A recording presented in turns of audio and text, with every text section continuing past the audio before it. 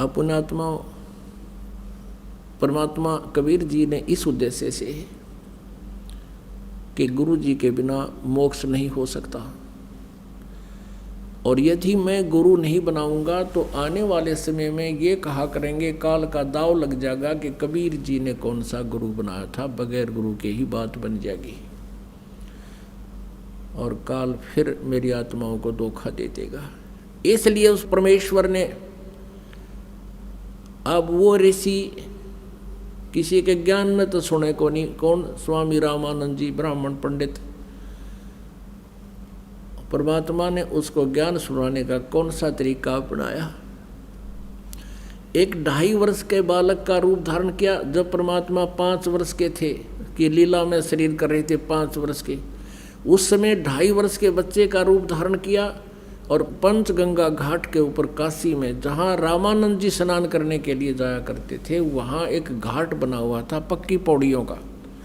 उन पौड़ियों पर जाकर कबीर परमेश्वर जी 2.5 वर्ष के बच्चे के रूप में लेट गए। स्वामी रामानंद जी सुबह सुबह जाया करते थे ब्रह्म मुहूर्त में, गर्मियों के दिन थे। जो ही वो नीचे पैड़ियों से उतर रहे थे, परमात्मा कबीर जी 2.5 वर्ष के बालक का रूप धारण करके लेटे हुए थे। स्वामी रामानंद जी की खड़ाऊं सिर में लगी, काठ की खड़ाऊं पहना करते थे। खड़ाऊं लगते ही परमात्मा ने रोना शुरू किया, जैसे बालक चिल्लाते हैं। रामानंद जी एकदम बहुत तेजी से झुके, और किसी बच्चे का चोट लगी। क्यों? दया होती है संत में, चाहे वो किसी का भी साधक है, अगर वो संत लक्षण है उसमें, तो उसमें दया अवश्य होती है। एकदम नीचे झुके थे। गले में एक कंठी होती है, एक मनिए की, तुलसी के लकड़ी का एक ही मन का होता है।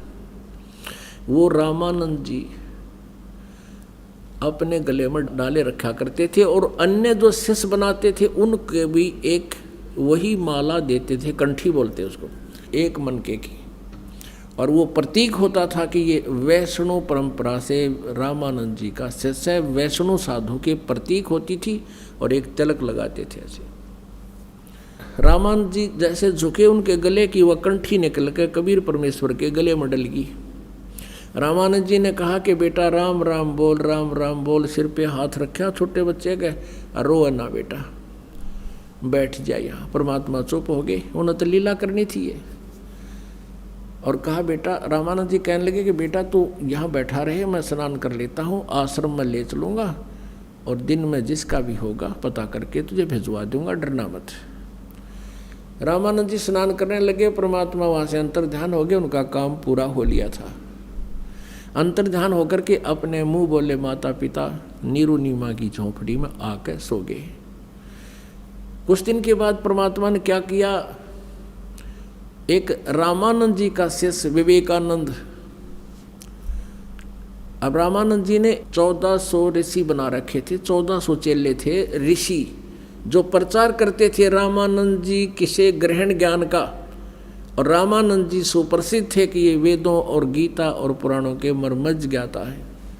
विवेकानंद जी जो महर्षि रामानंद जी के शिष्य थे, विष्णु जी के उपासक थे, विष्णु पुराण के अंदर सुना रहे थे विष्णु जी सर्वेश्वर हैं, महेश्वर हैं, और ये सब के मालिक हैं, ये सब सृष्टि रचनहार हैं। यही 3 रूप धारण करके सृष्टि स्थिति और संहार का कार्य करते हैं। ये स्वयं अजन्मा है, इनके कोई माता पिता नहीं है। अब उधर से परमात्मा कबीर जी जैसे ये वैष्णु तिलक लगाते हैं, ऐसा लंबा तिलक नाक का ऊपर और माथे ते चंदन का सफ़ेद तिलक ला रखा,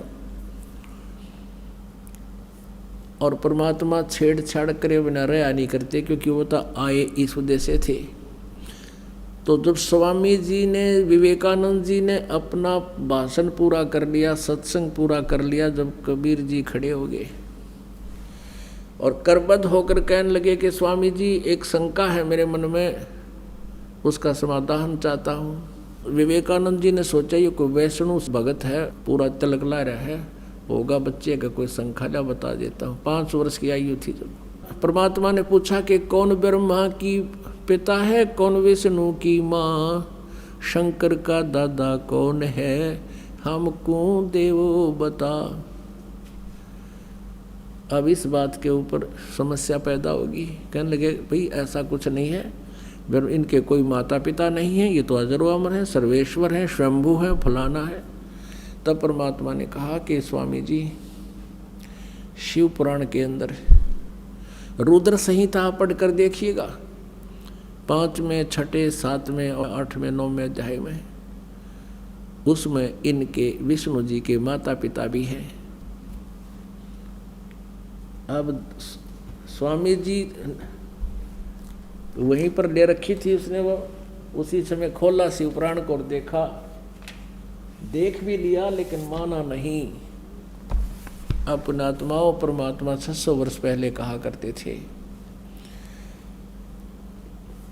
कि 3 पुत्र अष्टंगी जाए, ब्रह्मा विष्णु शिव नाम धराए।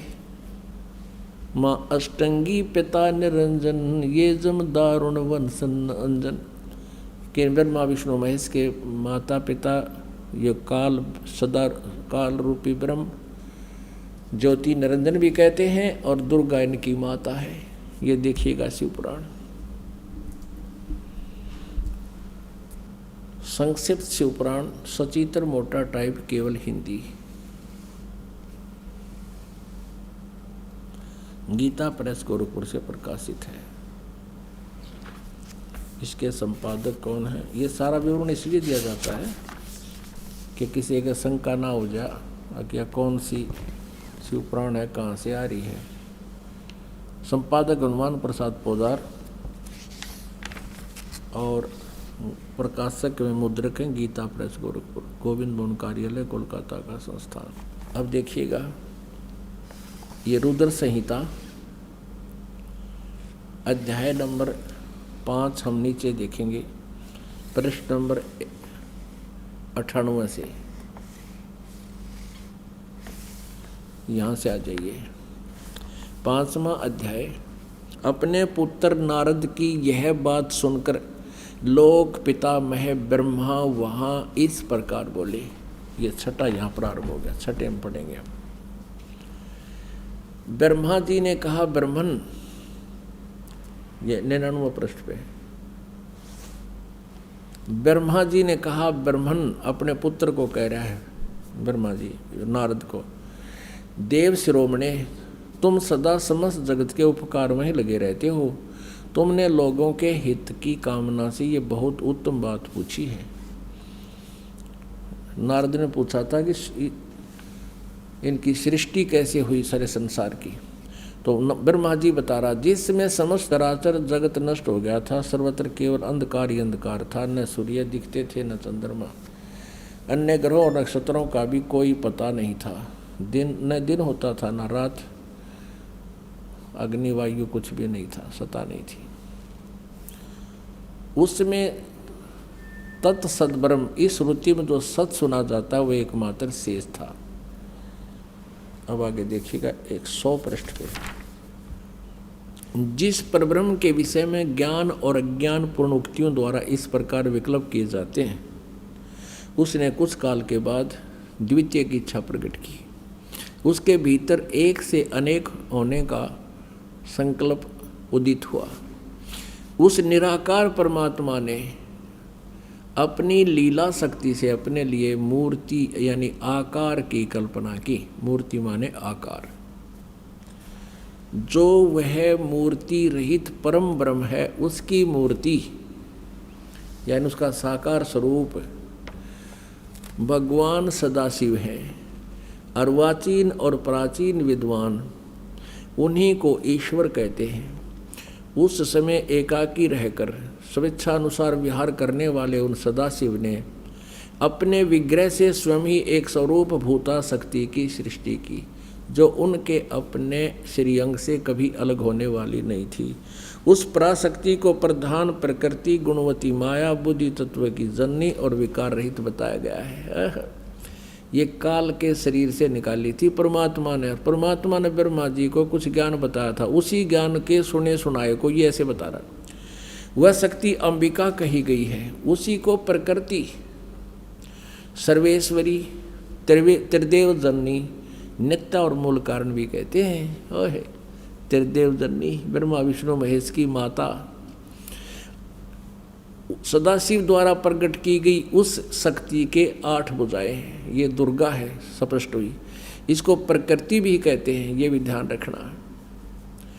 ये आपके गीता जी में काम आओगा, जो ब्रह्मा विष्णु महेश की उत्पत्ति कोड वर्डों में लिखी हुई आपको दिखाएंगे। नाना प्रकार के आभूषण उसके श्री अंग की शोभा बढ़ाते हैं। दुर्गा की महिमा है, वह देवी नाना प्रकार की गतियों से संपन्न और अनेक प्रकार के अस्त्र शस्त्र धारण करती है। एकाकिनी होकर भी वह माया संयोग वसात अनेक हो जाती है। यानी इसने ही 3 रूप बनाए थे, श्यावत्री, लक्ष्मी और पार्वती के, और एक एक पुत्र से उनका ब्याह कर दिया था। ये भी स्पष्ट है इसमें। एकाकिनी होकर भी वह माया संयोग वसात अनेक हो जाती है। वे जो सदाशिव हैं, इस काल के बारे में कहा है, उन्हें परम पुरुष, ईश्वर, शिव शंभु और महेश्वर कहते हैं। यहाँ देखना आए हैं, ये 101 पृष्ठ पर आगे हम कुछ रुद्र संहिता का। अब वे अपने सारे अंगों में भस्म रमाए रहते हैं। दुर्गा की तो जानकारी पूरी हुई। अब इस काल रूपी ब्रह्म, इस ज्योति निरंजन काल की महिमा है। वे अपने सारे अंगों में भस्म रमाए रहते हैं। उन काल रूपी ब्रह्म ने, इसको ब्रह्म कहो, काल कहो, काल रूप ब्रह्म कहो, सदाशिव कहो। ये काल जो है अपने पुत्र कभी शिव रूप में आ जाता है, कभी ब्रह्मा रूप में, विष्णु जी के रूप में। तो उन काल रूपी ब्रह्म ने एक ही समय शक्ति के साथ, नाथ ने, शिवलोक नामक अक्षेत्र का निर्माण किया था। उस उत्तम अक्षेत्र को काशी कहते हैं। वे प्रिया और प्रियतम रूप शक्ति और शिव जो परमानंद स्वरूप हैं, उस मनोरम क्षेत्र में नित्य निवास करते हैं। वे प्रिया और प्रियतम यानी पति पत्नी रूप में शक्ति और शिव, दुर्गा और ये काल रूपी ब्रह्म, ये सिद्ध हो गया कि दुर्गा और काल है जो परमानंद स्वरूप है, उस मनोरम क्षेत्र में नित्य निवास करते हैं। यहाँ देखो, देवर से ब्रह्मा बता रहा है अपने पुत्र नारद को, एक समय उस आनंद वन में रमण करते हुए शिवा और शिव के मन में, दुर्गा और काल के मन में यह इच्छा हुई कि किसी दूसरे पुरुष की सृष्टि करनी चाहिए, जिस पर यह सृष्टि संचालन का महान भार रखकर हम दोनों केवल काशी में रहकर इच्छा अनुसार विचरें और निर्वाण धारण करें। इन्हें सोचा कि को बालक उत्पन्न करा और उसने सारा ढूंढमा से मिलवा दें। क्या ऐसा निश्चय करके शक्ति सहित सर्वव्यापी परमेश्वर शिव ने अपने वाम भाग के 10वें अंग पर अमृत मल दिया है, यानी पति पत्नी व्यवहार किया। फिर तो वहाँ से एक पुरुष प्रकट हुआ, यानी एक बालक की उत्पत्ति हुई। उसका नाम केदरा, वह शिव पुराण 102 पृष्ठ पे। शिव ने कहा, इस काल ने कहा कि वत्स बेटा, व्यापक होने के कारण तुम्हारा विष्णु नाम विख्यात हो। अब ये हो गया 6ठा अध्याय यहाँ समाप्त। अब 7वें में क्या कहता है ब्रह्मा जी? ब्रह्मा जी कहते हैं देवर से, यानी नारद जी, तत्पश्चात कल्याणकारी परमेश्वर सांब सदाशिव ने पूर्ववत प्रयत्न करके जैसे विष्णु पैदा किया, मुझे भी अपने दैन्य अंग से उत्पन्न किया। अपनात्माओं, यहाँ इस शिव पुराण के अनुवादकर्ता ने यहाँ तक गड़बड़ कर दी कि भाई शिव जी से शिव की उत्पत्ति कैसे लिखूं, गोलमोल कर दिया। अब देखो, उस कहते हैं सच्चाई छुप नहीं सकती। चोर चोरावे तू बड़ी गाड्डे पानी में, वह गाड्डे वह ऊपर आवे जो सच्चाई छनी ना। ये देखिए 110 पृष्ठ पे। अब 9वां अध्याय के लास्ट में लिखा कि इस प्रकार ब्रह्मा, विष्णु और रुद्र, इन 3 देवताओं में गुण है परंतु शिव गुणातीत माने गए। ब्रह्मा, विष्णु और शंकर, रुद्र कहो चाहे शंकर कहो, शिव को महेश कहो, इन तीनों देवताओं में तो गुण है और ये चौथा इनका पिता इन न्यारा है। हो गए 4 न्यारे न्यारे। एक समय भगवान ब्रह्मा और भगवान विष्णु का आपस में झगड़ा हो गया।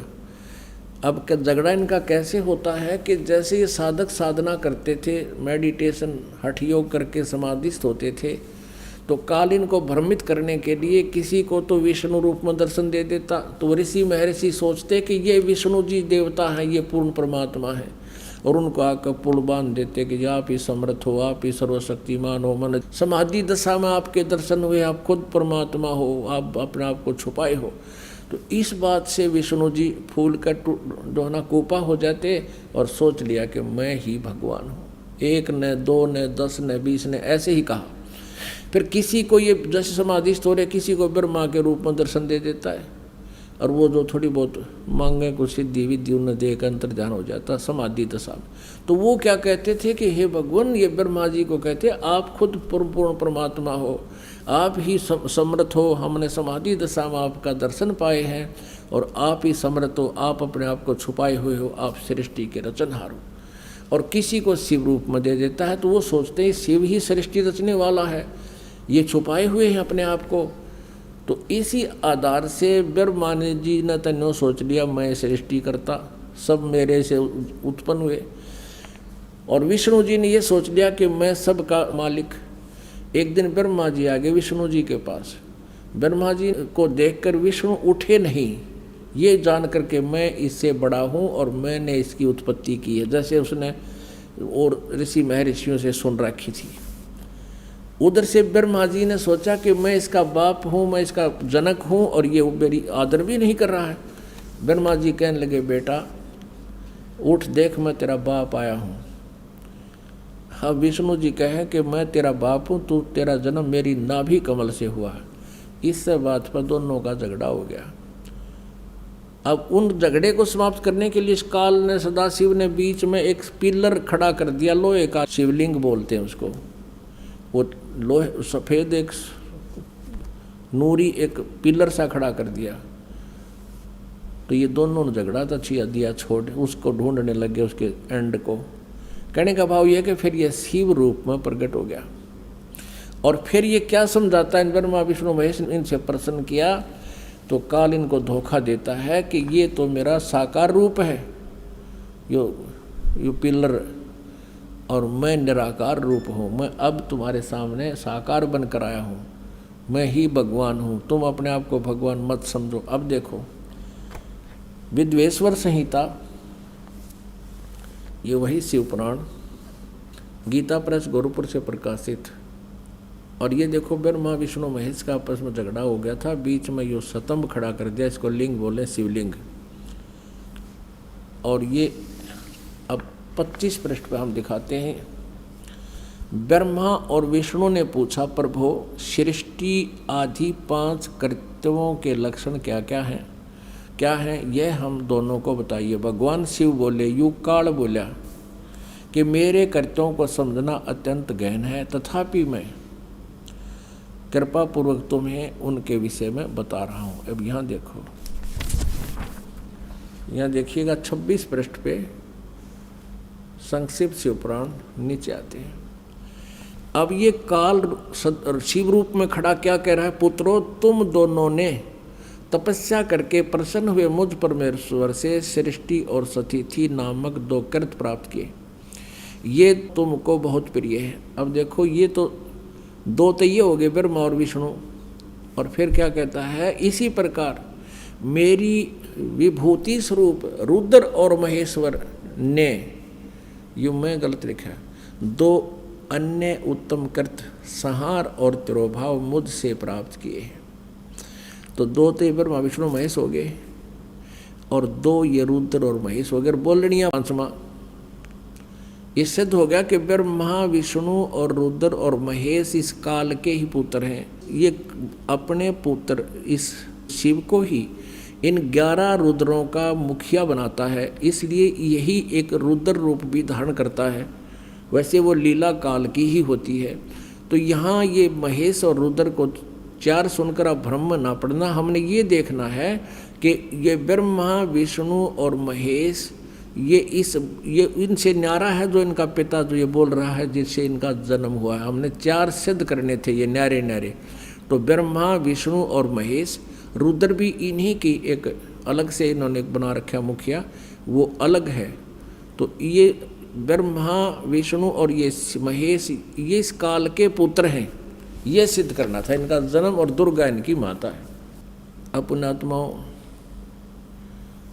अब वो विवेकानंद जो महर्षि रामानंद जी का शिष्य था, उसने आंखों देख लिया कि ठीक लिखा है, लेकिन अभिमान वश माना नहीं और कहने लगा तू क्या जाने पुराणों के बारे में, तू कौन है, कहाँ से आया है, छोटी सी उम्र का बालक, तुझे क्या पता पुराणों में क्या लिखा है।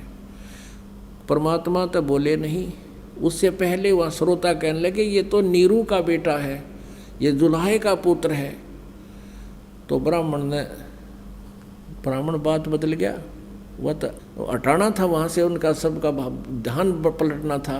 कहने लगे अरे तूने ये तिलक क्यों लगा रखा है, तूने कोई गुरु बनाया है? हाँ कहाँ जी गुरु बना रखा। कौन है तेरा गुरु? और तू शूद्र जाति का?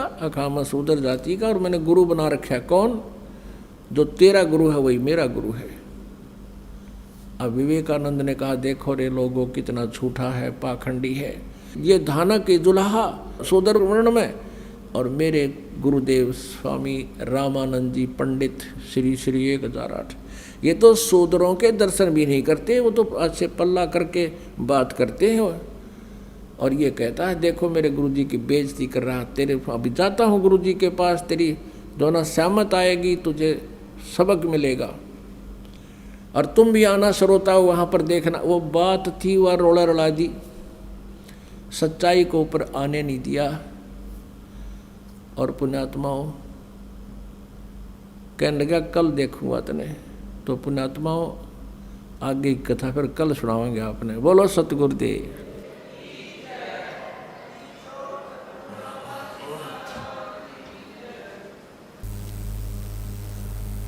ये 5 दिवसीय सत्संग समारोह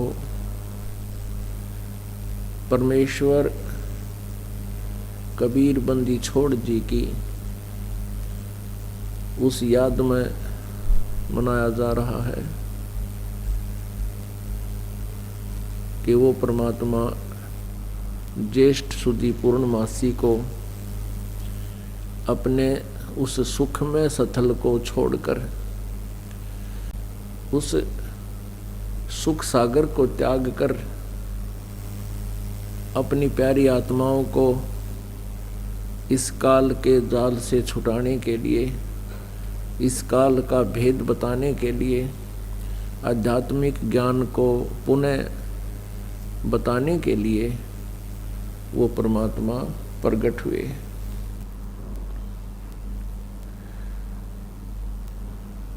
उस परमेश्वर ने हम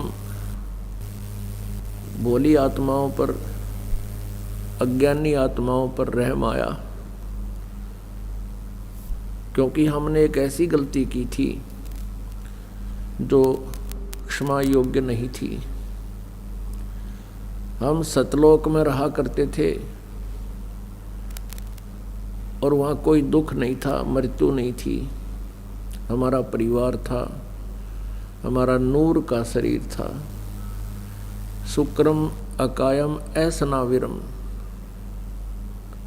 माता पिता के यहाँ जो योग है शुक्र यानी 5 तत्वों से बना हुआ शरीर नहीं था हमारा। नाड़ी आदि के योग से वो जंतर नहीं था। परमात्मा का भी नूरी शरीर है, उनका भी शरीर ऐसनाविरम शुक्रम अकायम, वह हमारा नूर का शरीर था। उसमें वृद्ध अवस्था नहीं होती, युवा शरीर बना रहता है, किसी प्रकार का कोई रोग कष्ट नहीं है। उसको अनाम्य शरीर बोलते हैं, निरोग रोग रहित।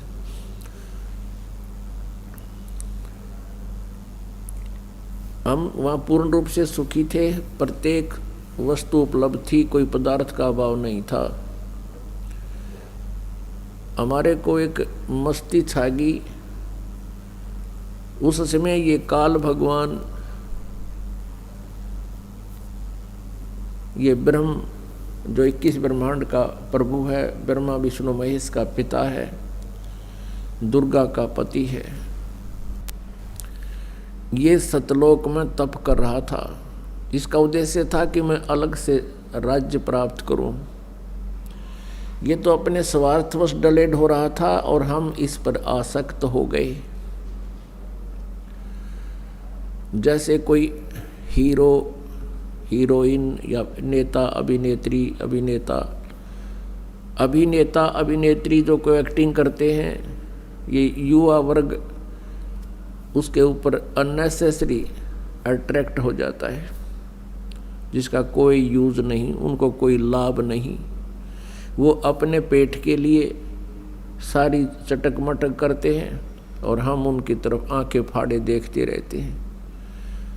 सिनेमा घरों में जा कर के या टीवी के ऊपर बैठ कर के अपना समय और पैसा दोनों व्यर्थ करते हैं।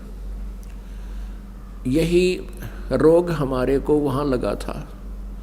ये अपना राज्य अलग मांग रहा था, उससे तप कर रहा था, तब से राज्य प्राप्त होता है। ये विधान है प्रभु का, विधाता का, और हम बेमतलब इसके ऊपर आसक्त हुए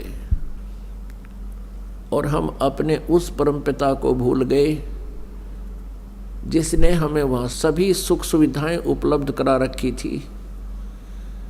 कोई रोग नहीं था, कोई मृत्यु नहीं थी, किसी चीज का अभाव नहीं था। हम अपने परमपिता से हृदय हटाकर इस काल के ऊपर आसक्त हो गए। परमात्मा ने बहुत बार हमें आकाशवाणी की कि तुम ये